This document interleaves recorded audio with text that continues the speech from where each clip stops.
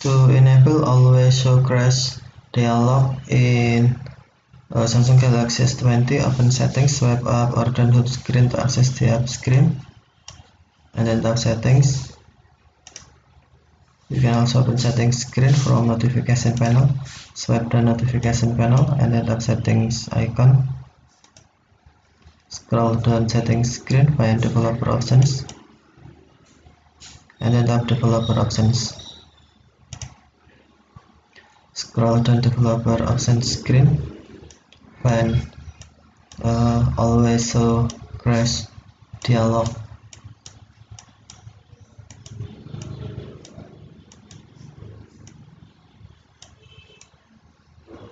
And then to enable always show crash dialog, tap switch until blue, or to disable, tap switch until white.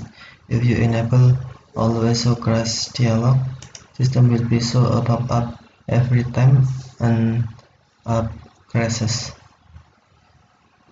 Okay, thank you for watching. Have a nice day.